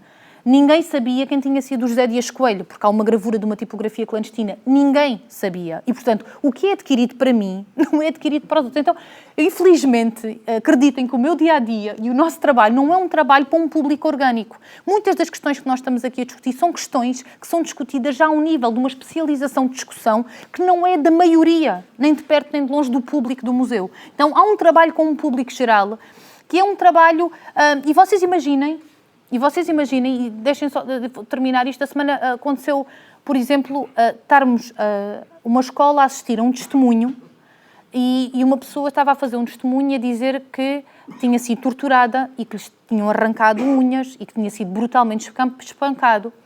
E os miúdos estavam ali como se estivessem a ouvir qualquer outra coisa. E há um miúdo que se começa a rir. Eu perguntei, olha, desculpa, mas estou mesmo curiosa. O que é que te está a dar graça neste testemunho? O que é que te está a dar graça? Porquê é que uma coisa destas te está a dar graça? Ele disse, porque isto parece-me completamente estapafúrdio. Isto parece que eu estou a ouvir um filme. Isto não aconteceu. E, portanto, ele não acreditava num vídeo de uma pessoa, que podia ter a idade do avô e do bisavô, ele não estava a empatizar com aquilo. Ele não estava a acreditar que aquilo fosse possível. E só depois, no fim da visita, quando já tínhamos falado sobre muitas coisas, é que já estava a entrar. Ou seja, os sensores emocionais das pessoas não são todos iguais. E a maior parte das pessoas, infelizmente, não tem muitos sensores sobre isto, porque senão os tempos que vivíamos não são estes. Então, o que eu sinto muitas vezes é que o trabalho de falar sobre muitas destas questões da memória nós estamos ainda num lugar primário de trabalho sobre isto, não é? Porque assim, o público orgânico é para dar aos convertidos, ainda bem, usem o arquivo digital, explorem, é ótimo, contamos convosco. Mas e os outros todos? E o resto das pessoas? Que um dia, no fim da visita, me perguntaram assim, por isso é que aparece o cravo? Por isso é que no 25 de Abril aparece o cravo? Genuinamente interessados em perguntar isto, não era a gozar, não sabiam. E, portanto, uma parte muito significativa tem poucas referências sobre a memória democrática da resistência e da Revolução. Mesmo só para terminar, dia 23 de março vamos ter um debate com Anselmo Dias sobre a nacionalização da banca. E com o investigador Ricardo Noronha, que também trabalhou estas questões. Mas queria só dizer o seguinte, porque temos um ciclo de conversas no âmbito do 25 de Abril, porque o objeto do museu termina no dia 25 de Abril. O Museu do Aljube não é sobre o período revolucionário, acho que isso também podia ser uma conversa, e porquê é que não é? Mas termina no dia 25 de Abril, é um Museu da História e da Resistência à Ditadura. Mas vamos ter um debate com o Anselmo Dias sobre, agora em março, a propósito da nacionalização da banca. Muito obrigado. Nós temos 9 pessoas para fazerem perguntas e, portanto, vou dar 2 minutos a cada pessoa que faz pergunta e vou ser impiedoso no controle do tempo. Peço-vos desculpa, mas peço também a vossa compreensão para ainda podermos hoje terminar esta conversa. É muito bom que haja muitas perguntas, é um excelente sinal. O primeiro interveniente é o Zé Vieira, faz favor. Eu sou rápido. Sim, é sempre a pior coisa é começar a dizer que é para rápido. Falaste da memória mundial, dos massacres e deste como exemplo dos massacres em Moçambique. Todos nós conhecemos os massacres em Moçambique, em Angola, Guiné, eventualmente, situações da Índia. Mas em Portugal penso que é muito pouco conhecido o massacre de Latepá, em Dom Tomé e Príncipe, também existiu. E isto, a pergunta era direta para a Rita, que eu não conheço o Museu do Aljube, confesso já aqui no meu pecado, lá não fui. Há referências no Museu do Aljube a alguma coisa em Dom Tomé e Príncipe, à luta da resistência de Dom Tomé e Príncipe, ou não há? Há na exposição permanente, e nós fizemos uma exposição temporária que se chamava Ato Descolonial, em que as questões do Iriamo, as questões de Batupá, as questões da Baixa do Cacanja foram abordadas. Mais uma razão para lá ir. Não, agora é 3 de fevereiro. Extraordinário, porque assim já está feita a pergunta e já está dada a resposta. Fantástico. Muito bem. Obrigado, Zé. Zé João. Onde é que está o Zé João? Está ali. Eu quero felicitar a Rita por este trabalho todo, porque eu tenho acompanhado o que tem feito lá no Aljube. Já visitei e, sim, a parte mais complicada é como é que a memória passa para as novas gerações, como essa memória se partilha. E eu quero fazer uma sugestão, porque tenho acompanhado mais ou menos, digamos assim, os debates parlamentares em Espanha sobre a memória histórica da Guerra Civil são muito duros, muito importantes, e evidentemente que isto é uma questão basicamente política. Se não houvesse um governo de esquerda em Espanha, era impossível a gente ter aquele manancial legislativo que já existe e que depois se concretizará noutras coisas. Em França, apesar de tudo, a memória da Guerra da Argélia e a memória da ocupação nazi do território francês também estão mais ou menos musealizadas, sendo que houve um relatório recente sobre, precisamente, a Guerra da Argélia, que foi até encomendada por este governo, não foi por este, foi por um anterior, mas por investigadores. Os investigadores têm um papel extraordinário nisto. Termino dizendo assim, claro que a gente circula por essa Europa toda e às vezes ficamos aqui um exemplo, ficamos ali outro, por exemplo, em Nantes, visitei um museu sobre o escravagismo. Não é possível haver uma rede, isto deve ser um lugar comum que eu estou a dizer, uma rede de museus desta temática. E existe. Existe. Ok. Lugares de memória. Sim, está bem, mas eu queria ter acesso a essa informação para que depois a gente possa um dia, quando circula por esta Europa, vamos supor só a Europa ocupada por nazismo e da Segunda Guerra Mundial, que a gente possa fazer, não de uma vez, mas de várias vezes, o circuito por estes lugares de memória. Muito bem, muito obrigado, Zé João. Vou pôr isto a zeros. E agora a próxima intervenção será do Rodrigo. Olá, boa tarde. Primeiramente, obrigado, Peter, pela intervenção brilhante. Algumas das minhas preocupações que eu ia levantar acabaram por ser tocadas na última intervenção, mas queria dar testemunho da mesma. Que é, eu sou aluno do primeiro ano, passei pela experiência de estar na escola pública, que sou muito grato, recentemente. Quando eu olho para o ensino da história e para aquilo que me foi passado, foi uma visão muito acrítica. E eu tenho, acho que tenho bastante privilégio de ter conseguido desconstruir isso, mas eu olho para a minha turma de cerca de 20 pessoas que esteve 12 anos a seguir um currículo de história acrítico e elas não perceberam a necessidade de haver uma visão crítica sobre a guerra colonial, esse período histórico. E às vezes fico a pensar se não estaremos a perder outra vez mais uma geração. Porque ao mesmo tempo que eu sinto que temos uma geração muito mais politizada e que me inspira alguma esperança, e acho que é preciso dessa esperança um bocado para sobreviver, ao mesmo tempo olho para as pessoas que passaram antes comigo e não vejo nelas nem uma preocupação, nem uma pertença a um lugar comum, não é este lugar revolucionário, de democratização. Elas não o sentem. E às vezes penso, se calhar, popularmente isto até podia ser comatado fora da escola, mas também venho de uma região da Beira Alta, que muito pouco se fala sobre o que foi o período revolucionário e estes processos todos de colonização. E tive que viver lá. Só agora recentemente, nos meus 18 anos, é que conheci alguém que passou por esse período revolucionário e que apenas me soube passar o testemunho dele porque ele, na altura, estava em Lisboa e veio cá passar alguns tempos à região acima. Então, às vezes, questiono como é que se faz esses processos quando temos uma educação ainda tanto por descolonizar, principalmente a nível primário e do secundário, e como é que não perdemos outra vez mais uma geração e continuamos a aliar este debate de justiça histórica e de reparação histórica. Muito obrigado, Rodrigo, também pelo controle do tempo, mas desde logo pela reflexão que quiseste partilhar. Muito obrigado. Passamos agora à Manuela Rodrigues, que está ali. Manuela, força. Eu inscrevi-me para fazer uma pergunta enquanto estava a falar o Dr. Alba Garrido, porque, considerando a sua experiência como historiador e diretor de museu, fiquei com muita curiosidade em saber qual era a sua posição relativamente ao projetado por alguns Museu sobre o Salazar em Santa Combadão. Muito bem. Não, eu acho que esta pergunta era para o Álvaro Garrido e, portanto, depois haverá tempo ao Álvaro certamente partilhar essa reflexão, com certeza, que é interessante. Agora é a vez do Miguel Cardina. Miguel. Eu achei muito interessante a Rita trazer na intervenção que fez o preâmbulo da Constituição como uma espécie de modelo de onde poderíamos tirar uma dimensão de reparação histórica. E na leitura que fizeste do preâmbulo estão lá as três dimensões da memória pública que nos compete de alguma maneira lidar com ela. É a questão da resistência antifascista, os resistentes antifascistas, é a questão da luta socialista, que é a revolução, e é muito interessante nós pensarmos porque é que o limite está sempre no 25 de abril de 74 e como é que a memória da revolução fica numa espécie de limbo. E a terceira dimensão é a dimensão colonial, onde o preâmbulo da Constituição é muito claro, não é? Esta Constituição é feita para desafiar, para ultrapassar a opressão e o colonialismo. A verdade é que que, no entanto, nenhuma das 3 dimensões foi...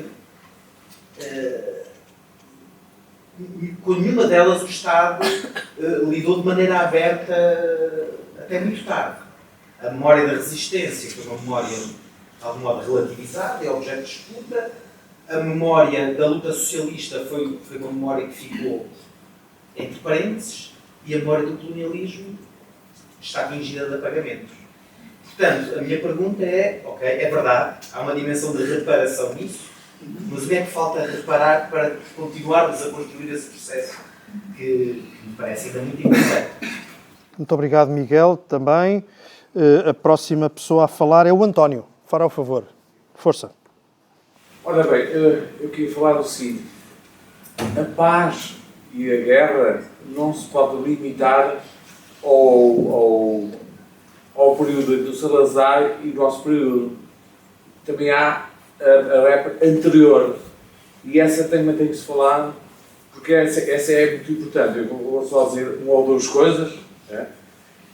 Marquês de Pombal foi o primeiro a pôr guerra no país. Apesar de ter resolvido o problema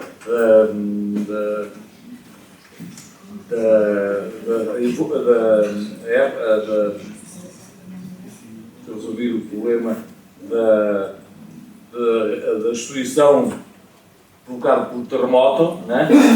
Mas ele fez outra coisa muito má. Ele fez outra coisa muito má, que foi, mandou para fora do país os estudantes, os professores e tudo, que eram estrangeiros e que davam aulas. Logo desde aí dele, ficámos com muitos alunos reduzidos. Ficámos com alunos reduzidos. E isso é, até hoje, só para ver o exemplo, havia na capital 20 mil alunos, e quando foram embora, né, os coisas, ficaram apenas 1000. E a partir daí fomos para a Revolução Industrial, não formámos pessoas para a Revolução Industrial. Portanto, tenho que lhe pedir que faça a pergunta porque está a chegar ao limite do seu tempo. Sim, já faço a favor. E então as pessoas no final do século XIX já diziam que Portugal era um país pobre. E depois veio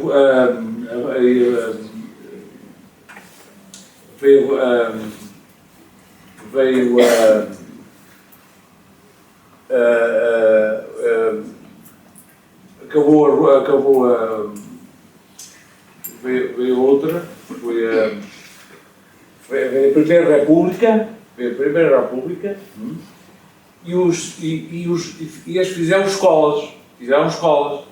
Até aqui em Coimbra, a escola Infanta Dona Maria. Portanto, tenho que pedir o favor de fazer a sua pergunta porque não podemos discutir mais tempo. Peço desculpa. E ninguém foi para lá estudar. Porquê? Os padres diziam: então você vai pôr os seus filhos naquela escola aprendem coisas que não... Não. Você faz mal em pôr lá o seu filho.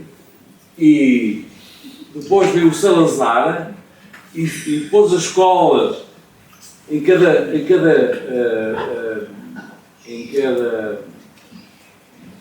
lugar havia uma escola, né? Isto além das coisas más que ele fez. As coisas más... António, faça o favor, conclua. Fez a escola primária, fez metade dos ensinos técnicos, já não fez os universitários, porque eu já entrei na universidade já depois do 25 de Abril, né? E agora, a partir do século, este século, é uma vergonha. António, muito obrigado. Eu vou ter que lhe cortar a palavra, porque senão os outros todos ficam prejudicados. Peço-lhe desculpa. Já enunciou a sua questão. Muito obrigado. Então, peço-lhe desculpa, mas temos que passar para outra pergunta. Não leva mal, mas tem que ser. Passo a palavra à Teresa Cravo, se faz favor. Obrigada pelo bastante contributo para as conversas que faz. Eu queria fazer uma pergunta relativamente a políticas de memória em sentido contrário àquelas que pretendem institucionalizar e que chamou de memória histórica democrática que falava. Vem-me à cabeça as polémicas recentes em relação ao Jardim da Praça do Império, ou como está a ser estudado no projeto de Miguel Cardina, o crescimento exponencial de monumentos de celebração dos soldados mortos em guerra colonial, e em que nós vimos basicamente que quanto mais permeia o espaço público um certo discurso de outra visão das coisas, das guerras de libertação, mais essa reação existe. E eu percebo o que dizia o João Rodrigues, no sentido de eu entendo como é que a luta política se faz do ponto de vista do dia-a-dia, mas a minha questão era de que forma é que essa consciencialização faz parte do seu trabalho de gestão do Museu do Aljube, ou seja, de que forma é que, como é que está atenta a essas outras movimentações, se incorpora a resposta a essas movimentações ou não, sendo que a sua curadoria é um projeto político de socialização de certos valores. Muito bem, obrigado, Teresa. Muito bem. Teresa Cunha. Bom, eu só queria acrescentar uma coisa. Eu penso que não é muito correto dizer-se que o processamento da memória sobre a guerra colonial do lado português, porque do outro lado chamamos guerra de libertação, não está a ser processada, porque ela está a ser processada, sobretudo na literatura, começou muito antes, começa durante a guerra e continua durante a Revolução. Essa memória, e que não falámos até hoje, que é uma memória pública, é uma memória que está nas leituras de muita gente, é extraordinariamente acutilante, extraordinariamente presente na Lídia Jorge, todos esses grandes autores, do Andino Vieira, no Lobo Antunes, etc. E penso que ela tem atravessado todas estas décadas e vai muito à frente daquilo que nós podemos fazer hoje, por exemplo, na Academia, com todos os trabalhos de memória sobre a guerra colonial e tudo, mas era só esse pequeno contributo. Eu penso que a literatura faz parte do nosso acervo cultural de resistência e de passagem também dessa pedagogia de memória que fazemos depois muitas vezes. Muito obrigado, Teresa. Sim, senhor. Vamos terminar com duas perguntas da maneira mais portuguesa que pode haver, porque é uma Maria e depois é um Manel. De maneira que Maria primeiro, depois Manel. A minha questão era perguntar à Rita se tem visto com apreensão o facto de nós termos neste momento mais do que uma proposta de revisão constitucional que pretendem alterar o preâmbulo da Constituição e pelo menos duas delas dizem respeito à parte que a Rita nos deu e, portanto, essa é a minha questão, se vê-se com apreensão. Muito obrigado, Maria. Manuel Pires da Rocha, és tu a terminar a... Obrigado. Eu queria acabar com a vossa intervenção, desde logo o facto de vocês terem falado coisas muito importantes como a Constituição da República, por parte de quem estuda estas coisas e nasceu em 1983, que é uma vergonha para os velhos como eu, e um rapaz que fala dos abraços do seu tio e do seu pai, porque aquilo que eu me lembro em 25 de Abril, tinha 12 anos, é mesmo dos abraços na Baixa, com o pai dela e com os pais de toda a gente que se abraçavam. Eu penso que haverá apoios poucos sítios onde haja menos paz do que o lugar da justiça histórica, para dizer a verdade. Porque a Constituição da República, desde logo, diz que Portugal preconiza a abolição do imperialismo, do colonialismo e de quaisquer outras formas de agressão, domínio e exploração das relações entre os povos, bem como o desarmamento geral, simultâneo e controlado, a dissolução dos blocos político-militares e o estabelecimento de um sistema de segurança coletiva, com vista à criação de uma ordem internacional capaz de assegurar a paz e a justiça nas relações entre os povos. Está aqui uma inquietação. E, portanto, eu acho que uma coisa desta, dois devia ser de crença, não é? Isto é um atentado à paz, não é? À paz que está instituída. Mas, de facto, o que é verdade é que a verdade democrática ou a justiça democrática relativamente a estas coisas não tem como não ter um lado. E a verdade é que o Museu do Aljube, eu penso que vi assim bem, Rita, é o Museu dos Presos, não é o Museu dos Carcereiros, é o Museu dos Presos. Aquele é a história contada pelos presos. E eu penso que há lugar para essa contagem da memória. E no dia em que nós chegarmos à memória, talvez não estejamos longe, à memória dos carcereiros, poderemos chegar a essa verdade histórica. Mas, de facto, a justiça histórica é sempre um lugar de luta, é um lugar de luta. Chamemos-lhe aqui, podemos chamar de luta de classes, luta do que quer que seja, mas é luta. Eu fui uma vez, não é para me acabar, mas fui uma vez ali em Cabo Verde, ao Tarrafal. O Tarrafal é um campo que não tem quase nada. Quase nada. Tem apenas, o que me espantou muito, os nomes dos presos que lá estavam, que eram tudo miúdos. tudo miúdos. Eu não sabia, porque para mim eram heróis, aprendi-os como heróis. Lembro-me de serem trazidos os ataúdes deles para o cemitério do Alto São João, se não me engano. Portanto, eram miúdos, sabe? Aquela justiça histórica que nós estamos a fazer àquela gente é uma justiça, de facto, a miúdos. Eu queria perguntar à Rita se existe algum polo de comunicação entre aquele lugar que é o lugar da memória portuguesa também, não é? Não colonialista, isto é, na nossa memória, a memória, digamos, revolucionária, democrática, se há algum ponto de comunicação com estas experiências museológicas em lugares onde de facto, aquele lugar, de qualquer forma, era um lugar do opressor, mas de um opressor distante, até certa altura. Depois foi o opressor dos presos das explorações. Mas sabe se há alguma ligação? Muito obrigado. Obrigado, Manel. Muito obrigado a todas e a todos que fizeram as perguntas com disciplina de tempo. Peço a vossa compreensão, porque, enfim, temos que terminar daqui a bocado, não é? Pronto, é basicamente isto. Portanto, Rita, agora tu farás a gestão do tempo que entenderes, até às 8 menos um quarto, e às 8 menos um quarto terminas. Terminas antes disso, certamente. Muito bem. Vou tentar responder algumas questões. Eu gostava de dizer que muitas das questões que aqui foram colocadas, estou feliz por terem sido e acho que são portas abertas para continuar a pensar. Não vou daqui, eu não vinha com nenhuma posição sobre questões de institucionalização de políticas públicas de memória democrática, mas sobre muitas coisas que foram ditas, vou ficar a pensar nisso. Acho que vale por isso, não é? Por nós também nos encontrarmos aqui e estarmos a pensar nisto. Pelo menos para mim tem esse valor. Sobre questões de projeto, eu gostava de dizer que quando eu apresentei o projeto para o Museu do Aljube, para mim havia esta linha de ligar as resistências do período da ditadura às resistências de hoje. Isso para mim era importante no sentido de poder chegar a outro público mais jovem, até para responder a algumas das questões que foram colocadas pelo Rodrigo, não é? Havia essa questão. E, portanto, o primeiro tema que eu quis trabalhar foi a questão das mulheres e da resistência, da dimensão da resistência das mulheres, porque é uma memória que já começou a ser muito explorada, já começou a ser explorada por muitos investigadores e investigadoras, mas ainda há muito por fazer.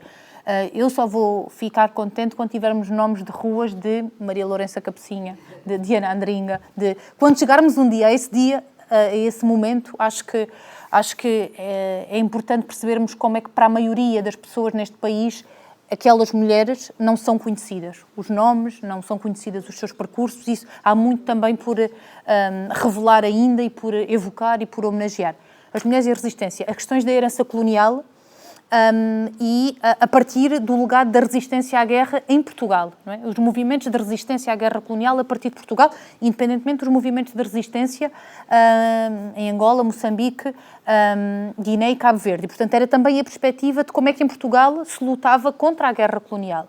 E aí foi onde muitas das questões sobre os massacres de Batpá, Baixa do Cassange, que nesse âmbito descobrimos inclusive um documento que está no nosso arquivo digital, que era um documento do espólio da Biblioteca República e Resistência, que é um relatório feito por padres sobre o massacre do Iriamo, com nomes, com idades, com descrições de crianças, mulheres que foram assassinadas. E, portanto, é um documento arrepiante, mas que é um contributo para que muito também da narrativa da resistência a partir destes países se possa conhecer, porque nós estamos a falar sobre coisas em Portugal e sobre os países africanos, as prisões africanas, muito pouco começa-se a conhecer mais, mas há muito por explorar.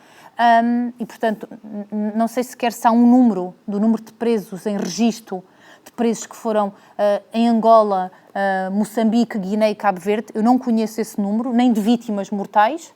Portanto, é um universo que muitos investigadores em Angola, estou-me a lembrar da Conceição Neto, em Moçambique, alguns investigadores estão a começar a trabalhar, mas é um campo que tem que ser ainda muito explorado. Mas eu quis trabalhar as questões da herança colonial, do colonialismo português durante a ditadura, porque também existe, mesmo a partir da necessidade, que aqui mais uma vez vou referir, dos livros de história. O colonialismo parece que acaba num período da história de Portugal e é pouco aprofundado a questão do colonialismo durante o período da ditadura.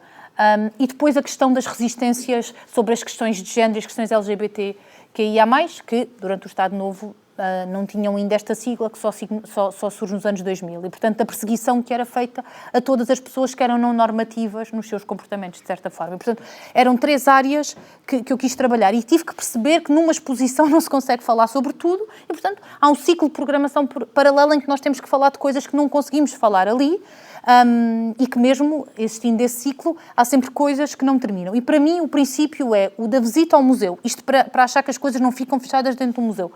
A visita ao museu, a participação numa conversa, a participação no evento é um ponto de partida, não é um ponto de chegada. É um ponto de partida para que aquela pessoa vá conhecer mais, vá explorar mais, vá investigar mais, não leve respostas fechadas, leve elementos e que depois explore. Não tenha a ambição de achar que nós conseguimos, por exemplo, responder... nem trabalho para isso, às dinâmicas do dia-a-dia sobre questões importantes que estão a acontecer, mas não consigo, porque nós somos uma equipa muito pequena, nós comigo somos 14 pessoas, sobre a pergunta de existir uma rede e as questões das várias ligações, haveria mais se nós tivéssemos mais tempo e mais pessoas para isso. Nós temos muito pouco, não é? Portanto, nós sobre a capacidade de trabalhar sobre tudo e porque somos limitados, temos que definir prioridades. E, portanto, a partir do momento em que temos que definir prioridades, temos que perceber onde é que queremos ir, até onde é que podemos ir, para também perceber que o trabalho que fazemos tem que ser feito ali e com a capacidade de estar presente. E, portanto, existe uma rede internacional de lugares de memória, por exemplo, existe uma na América Latina muito forte, que é a REGLAC, se procurar vai encontrar. Depois existe um sítio de lugares de memória, o Museu de Peniche, inclusivamente, e a diretora enviou-me agora, escreveu-me, porque uma pessoa responsável tinha pedido o nosso contacto também do Museu do Aljube, que é sobre mais o universo que estava a referir da Europa, mas isso também envolve, em grande medida, capacidade e meios para estar, não é? Eu, por exemplo, consigo vir a uma conversa, eu não consigo todas as semanas estar fora do museu, porque nós somos uma equipa pequena e, portanto, precisamos de estar lá para o dia-a-dia do trabalho, não é? E, portanto, do ponto de vista humano, isso é impossível. Mas isto para dizer que há um sentimento perante uma percepção que eu tenho, que é uma percepção de que há tanto por fazer, nós não nos podemos deixar bloquear por querer fazer tudo e não conseguimos fazer. Então, de facto, eu acho que a questão da definição das prioridades é fundamental. Nós vamos inaugurar amanhã uma instalação do Quiloangi Quiaenda e do Bruno Cabral sobre, chama-se Terra Insubmissa, que é sobre a questão colonial. É sobre prisões em contexto colonial e também uma interpretação mais poética e artística disso, mas as coisas não se esgotam só numa exposição. O trabalho não se esgota, não é? E é preciso também perceber que quando se trabalham estas coisas, trabalham-se públicos muito diferentes. Eu posso vos dizer que quem vai à inauguração do Quiloangi e do Bruno amanhã não são as pessoas que vão à conversa com os presos, por exemplo. Nem são as pessoas que vão às conversas sobre as questões LGBTQIA+. São públicos completamente diferentes. E para cada um dos temas, os públicos são diferentes. E, portanto, nós temos que também perceber isto, porque todos os temas são importantes, não é? E como é que trabalhamos os vários temas. Nós temos uma exposição e, portanto, também conseguimos... eu pensei nisto, a exposição não pode acabar aqui, porque quando acabou a exposição das mulheres e a exposição do ato colonial, havia vontade das pessoas para que a exposição se mantivesse. E o que eu decidi foi transformar as exposições temporárias em exposições itinerantes. Em coisas muito simples, um roll-up... E aqui em Coimbra já teve a exposição das mulheres e da resistência, e em Coimbra o Plano Nacional das Artes tem trabalhado muito isto. O Miguel Cardina participou há pouco tempo numa conversa sobre uma exposição que nós temos sobre os estudantes que estão na rua, a luta continua, ou não fiques na tua, agora já não me lembro, não fiques na tua, não é? E, portanto, sobre as lutas estudantis até aos dias de hoje, é uma forma de que as escolas conseguem continuar isto, não é? Porque eu também acho que não é só uma responsabilidade dos professores de História, não é só uma responsabilidade dos museus, é uma responsabilidade de todos os democratas, não é? Conseguirem desenvolver estratégias sobre estas questões. Mas queria-vos dizer que estava com essa exposição dos estudantes num espaço em Lisboa, e estava a falar sobre a exposição e apareceu uma imagem de uma carga policial, não sei se não era aqui das escadas monumentais em Coimbra, e dizia aos estudantes do ensino superior, porque os estudantes do ensino superior, e eu sou um jovem de 15, 16 anos, dizer a outro jovem, o que é o ensino superior? E pensa assim, então, está bem, ok. Vamos então voltar atrás. Eu estava a falar de elitização do ensino superior, da carga policial, da violência dirigida aos estudantes do ensino superior, ele não sabia o que era ensino superior, em 2022. E, portanto, eu gosto muito destes encontros, meus amigos, mas o meu dia-a-dia não é este, infelizmente. Eu até precisava de mais tempo para ter estes encontros, mas o nosso dia-a-dia não é este. O dia-a-dia, infelizmente, da maioria das pessoas, e podemos pensar porque é que assim é, são referências muito superficiais sobre as questões do universo da resistência à ditadura, sobre a importância da educação para os direitos humanos, sobre porque é que Portugal só ratificou a Convenção dos Direitos Humanos depois do 25 de Abril, sobre... nós não estamos todos no mesmo nível de discussão e a maior parte das pessoas não está neste nível. Eu por exemplo, agora quando a Teresa falou dos livros, é uma abordagem muito interessante, por exemplo, porque é que alguns desses livros não podem ser usados como exercícios na disciplina de português, ou na disciplina de cidadania. Eu acho que o livro O Retorno, da Dulce Maria Cardoso, é uma obra incrível, que permite abordar imensas coisas, ou da Isabela Figueiredo, que é o Caderno das Memórias Coloniais, noutra dimensão também, não é? Ou seja, há múltiplas formas, mas as pessoas têm que saber que isso existe. Não é? E infelizmente nós ainda estamos num patamar em que há muitas pessoas que não sabem que isso existe, que existem instrumentos para trabalhar sobre as coisas. Mas também vos posso dizer que a nossa experiência é que se nós tivéssemos mais materiais, mais coisas circulavam. Porque quando as pessoas conhecem, fica muito interesse sobre isso. Até às vezes de contextos onde nós menos esperamos. Não é? E isso é também muito interessante, quando as escolas têm acesso, quando pessoas têm acesso a determinadas referências e a partir daí nós ficamos a acompanhar as pessoas e percebemos que estão a fazer um trabalho sobre isto e que aquela pessoa está a desenvolver coisas sobre isso. Achamos que pelo menos a nossa parte, mal ou bem, fizemos alguma coisa, não é? Então, eu acho que o contexto é muito desfavorável, é muito desproporcional. Eu acho que, infelizmente, a conversa que aqui estamos a ter e as referências que aqui estamos a ter não é o da esmagadora maioria das pessoas. Não é? E por isso, tudo o que as universidades puderem fazer sobre a paz e sobre o amor, tudo o que puderem fazer sobre o universo da resistência à ditadura, tudo o que puder ser feito sobre a educação para os direitos humanos é fundamental. Até por tudo aquilo que estamos a viver agora, não é?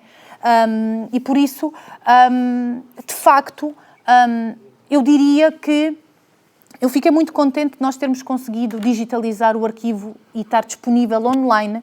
São mais de 12 mil documentos online no arquivo digital do Museu do Aljube, porque aquilo ainda não estava digitalizado e disponível ao público e agora passa a estar. E, portanto, e nós estamos abertos a sugestões. Raquel, que é super atento, Raquel, se quiseres ver e mandar sugestões, ótimo, sobre o arquivo digital, porque queríamos fazer uma coisa mais intuitiva do que uma coisa mais difícil. Então, fico contente quando as pessoas... Nós todos os dias, todas as semanas, temos um dia que divulgamos um documento digital nas nossas redes e convidamos as pessoas a descobrir. Temos um espólio sobre as questões coloniais muito, muito forte, porque o Lino Bicari doou-nos o seu espólio. O Lino Bicari era um padre italiano que se juntou ao PIGC, desertou da igreja e juntou-se, missionário católico, e juntou-se ao PIGC. Então, deu-nos um conjunto de espólio muito, muito, muito interessante.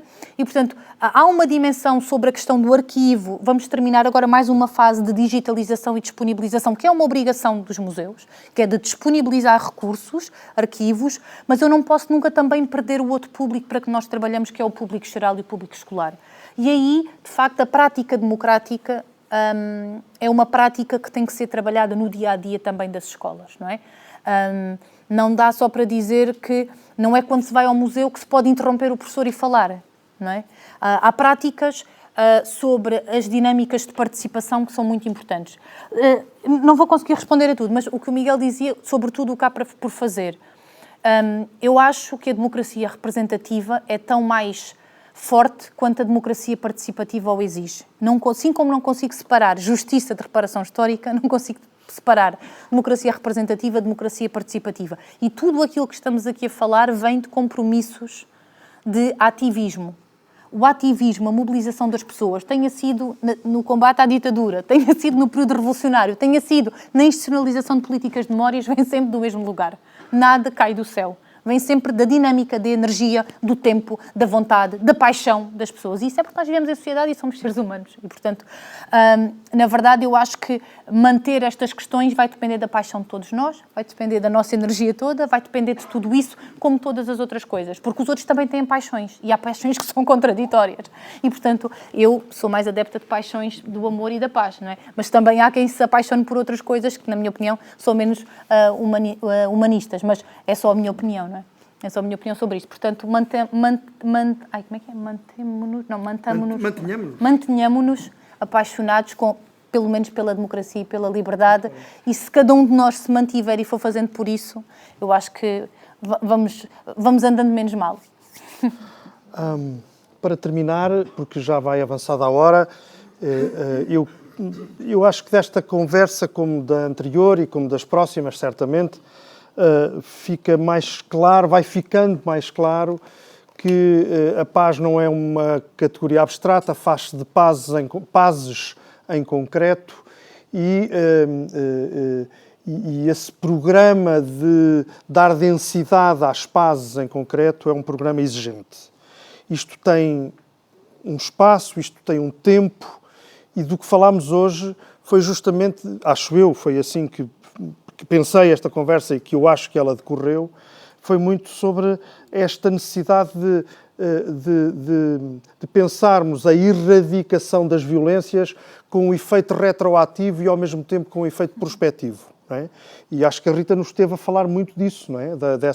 Dessa capacidade de, através de políticas da memória democrática e através de várias ferramentas, algumas formalizadas e instituídas, como os museus, outras não formalizadas e não instituídas, disseminadas socialmente, se pode criar uma dinâmica de pensamento e de ação que tenha um efeito em simultâneo retrospectivo e, tendo esse efeito retrospectivo, tem um efeito prospectivo em matéria de paz. Ficou muito por dizer, mas há uma coisa que eu acho que vale a pena aqui trazer, que vem da conversa da Rita, que é as políticas da memória democrática, para utilizar a expressão que ela utilizou, têm em simultâneo esta vocação de curar um trauma, não é? De afrontar, não é curar, é de afrontar um trauma coletivo e de sarar uma ferida, não é? Curar um trauma, ou seja, tratá-lo à superfície, mas depois ser capaz de entrar e de sarar a ferida que está criada na sociedade. Uma sociedade em paz é a sociedade que é capaz de fazer isso com coragem, com determinação e não lançar um manto de silêncio à espera que a coisa passe. A coisa não passa e o trauma aprofunda-se e cria disfunções as mais violentas possível. Ok. Quero agradecer em nosso nome à Rita Rato e quero agradecer aos 13 colegas e às 13 colegas da Rita Rato que tiveram durante um dia que arcar com a responsabilidade de ficar lá enquanto a Rita veio cá. E, portanto, fazes o favor, dizes à tua equipa que a gente lhes agradece pelo facto de terem arcado com as dificuldades. Mas, mais do que tudo, quero agradecer à Rita, em nosso nome, pelo facto de ter mostrado aqui, de maneira tão viva como é o estilo da Rita, como este trabalho de criar uma memória democrática é um trabalho de Sísifo. Está sempre a ser feito e volta sempre para trás e é sempre preciso estar a voltar quase ao início. De hoje a 8 dias, juntamos aqueles e aquelas que quiserem vir, amigos, amigas, o que for. Juntamos aqui também, de dia 1 de março, é de hoje a 8 dias, não é? Pronto. Dia 1 de março, juntamos aqui, como eu disse há pouco, com o Francisco Ferreira, que é dirigente da Associação Ambientalista Zero, uma pessoa conhecida do debate público sobre as questões ambientais, e o que lhe vamos pedir é que converse connosco sobre a paz faz-se também de justiça ecológica. A vocês, todas e todos, muito obrigado e até breve.